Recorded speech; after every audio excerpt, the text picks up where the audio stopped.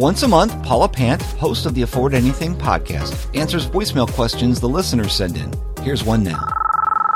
Hi, Paula. My name is Jessica, and I have a real estate investing question. My husband and I are about to relocate from the Midwest to Colorado Springs, and we anticipate that we'll make about $80,000 from the sale of our house above what we owe on our mortgage. So I'd love your thoughts on whether to take the proceeds from the sale and put that towards our next home versus put that money in index funds. We plan to either purchase a duplex or triplex and live in one of the units, or do another live-in flip like we've done with this house and do all the work ourselves. We are 30 years old. We have about $75,000 saved for retirement. We have no debt, and we really, really value our freedom and hope to eventually reduce or eliminate our reliance on W-2 employment. Thank you so much for your thoughts and for all you do.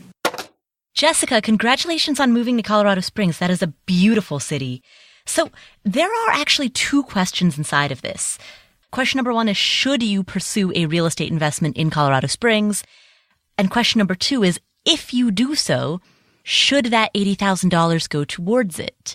After all, you could house hack without putting that much money towards it. For example, you could look for a cheaper house that requires a smaller down payment, or you could apply for an FHA loan, which requires a much lower down payment, or you could look for private lending or creative financing. So there are two questions here. Should you become a real estate investor? And if so, should that $80K go towards it?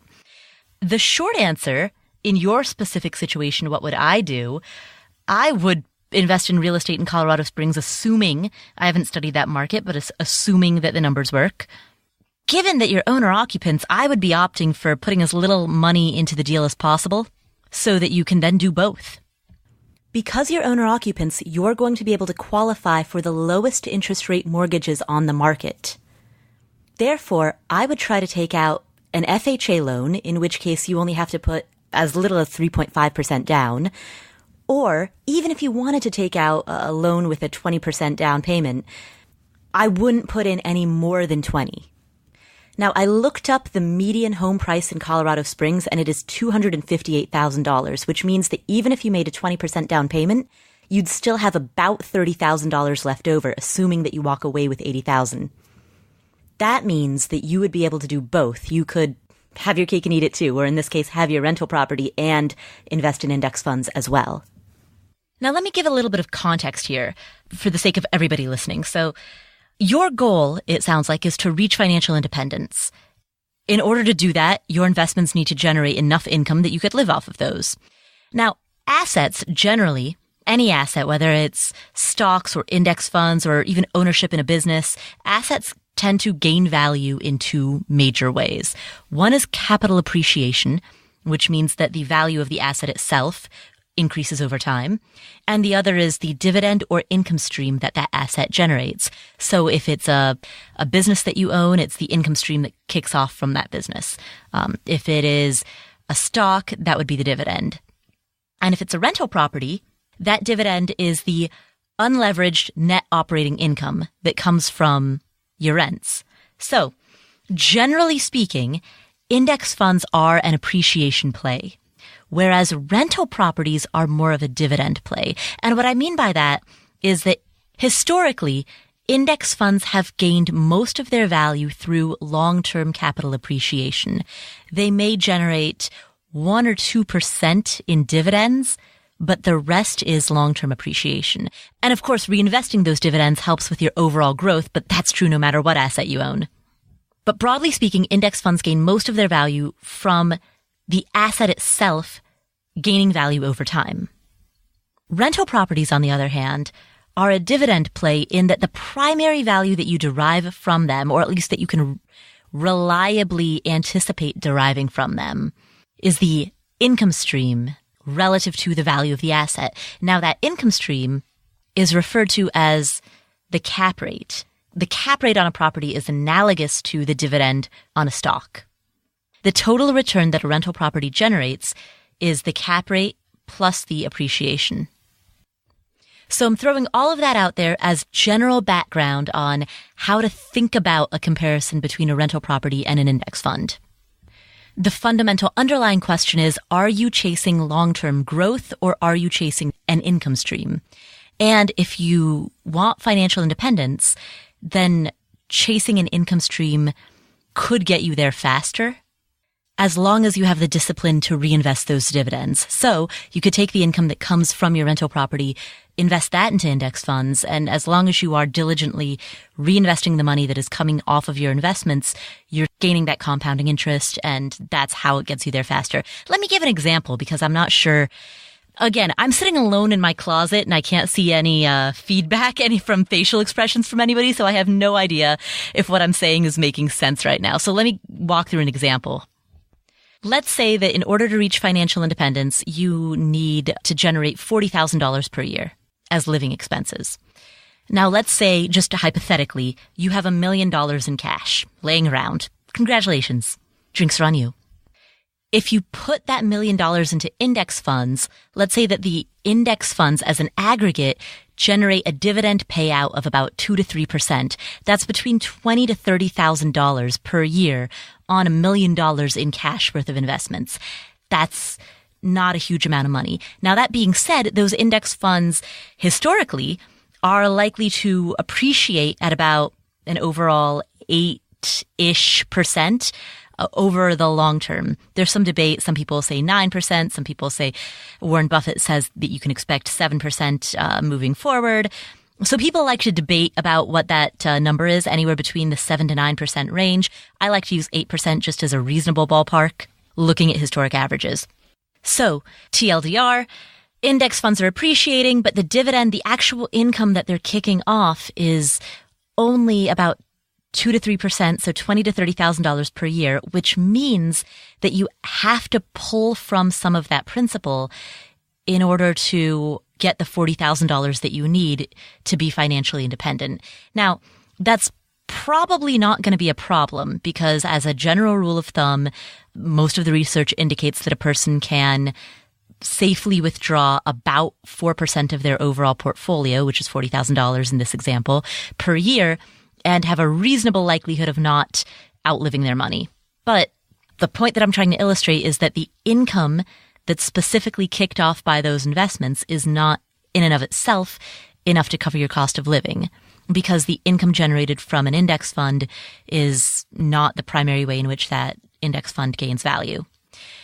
In comparison, let's say that you have $1 million in cash and you put that all into rental properties that have a cap rate of 6%, and that they appreciate historically at the rate of inflation, which is about 3%, so their overall return is 9%. In fact, you know what? Screw that. Let's make the rental property, the overall return, let's give it a total return that's equivalent to an index fund, just for the sake of being super fair, all right? So you're in rental properties. They all have cap rates of 5%, and they appreciate at a rate of about 3%, making their total return 8%, right? So with a bunch of 5 cap properties, you are generating a net operating income of $50,000 per year, which means that your principal, which is the equity in those homes, remains totally intact, and you collect and live on that $50,000 per year as that income stream. So in this hypothetical example, the returns on both of those assets, the total returns are the same at 8%. But they come in different forms, and the form that the returns come in with regards to a rental property are more friendly to or more aligned with the goal of financial independence at an early age. Now, all of that being said, and in fairness to index funds, because I love them too, one of the big risks of pursuing FI via rental properties is the risk of not reinvesting the money that you make from the property. It's the risk of not generating compounding returns that will build over time, because that money comes to you in the form of cash, which means that you can then go spend it on like champagne and caviar. Essentially, any time that you unautomate the system, there's the potential for human error. So that's a thing. It's a real thing. All right, so I hope that answer made sense. There are a couple of other things that I want to mention. So number one, you mentioned, the reason that I got so excited when you mentioned house hacking is because I'm speaking in very, very broad generalities. Generally speaking, multi-units often create stronger dividends, stronger cap rates, all else being equal as compared to single-family homes. And the reason for that, and again, this is a huge generality, right? So the reason for that is because with a rental property, the underlying land is a non-performing asset. You don't make money from the land itself. That's just overhead. You make money from the structure that is on the land, specifically from the value of renting out that structure. So what's fantastic about duplexes, triplexes, fourplexes is that you are consolidating your overhead. You only have one roof. You've got one set of gutters. You've got one home exterior with all of its siding and windows. You've got one yard to maintain. You consolidate that overhead quite a bit, and that often translates into a higher income stream as compared to the value of the property. By the way, when we talk about rental properties, it's really important not to think about the cash that you're getting from a property in a vacuum. I've noticed I've been getting a lot of questions for this podcast questions from listeners that often focus on, here's how much money this property is making, and as a dollar amount. Don't think of it as a dollar amount. Think of it as the return that you're getting relative to the price that you paid for the property. Because that's how you figure out what the return on the asset is. And when you do that, leave your mortgage, the principal and interest portion of your mortgage out of it. Because you don't want to ever conflate the financing arrangement that you have with your evaluation of the asset, the inherent asset. At 0% financing, a lot of really terrible assets might look good. And at 99% financing, a lot of amazing assets might look bad. So strip the P&I, the principal and interest portion of your mortgage payment, strip that out of it and look purely at how much income a house produces after you pay the operating costs, such as property taxes, insurance, repairs, maintenance, vacancy, management. After you pay those operating costs, leave the principal and interest out of it, look at that number, and then compare that number to the value of the asset itself. And that's how you can determine how solid of an investment you're holding. And oftentimes, multi-units will, because that overhead is consolidated and you have sometimes lower operating costs and or a lower entry price, you can oftentimes just get stronger cap rates there. So I've gone all over the board with this answer, but I hope that helps provide a framework about how to think about rental properties. Oh, a couple of other things I want to mention, and then we'll move on. You mentioned the live and flip. I'm not familiar with flipping, but there is an amazing guy by the name of Jay Scott. He writes a blog called 123flip.com. If I were to ever flip, I would first binge on everything he's ever written. He's incredible. You mentioned that you would be doing the work yourselves. That's awesome. Bear in mind, though, that do it yourself will increase the money in your pocket, but it won't increase the profits because you, as an investor, you want to make a profit after paying yourself. So when you're doing the math and you're evaluating any asset, whether it's a rental or a flip, embrace a little bit of split personality. There's investor you, and then there's worker you. So run the numbers as though you're outsourcing everything so that you can see how much profit investor you will have. And then if you choose to work within your business, if you choose to do it yourself, sweet, you'll have more money in your bank account. That's awesome.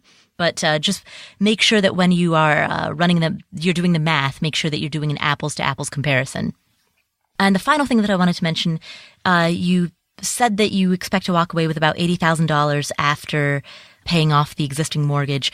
Don't forget that there are closing costs, selling fees, the cost of staging, the cost of any repairs that the buyer is going to request during the negotiation. So all of those could take a pretty decent bite out of the money that you're expecting. So just be prepared for that possibility that the money that you walk away with may not be $80K. Hey, did you enjoy this excerpt from the Afford Anything podcast? Then be sure to subscribe to Paula's YouTube channel. Not only is every podcast episode and Ask Paula question released here on YouTube, other creative deep thought videos are created just for you. Remember, you can watch anything, just not everything. Fill your YouTube viewing time with more videos to make you think and grow so you can afford anything. Go ahead, hit that little red subscribe button. We'll take care of the rest.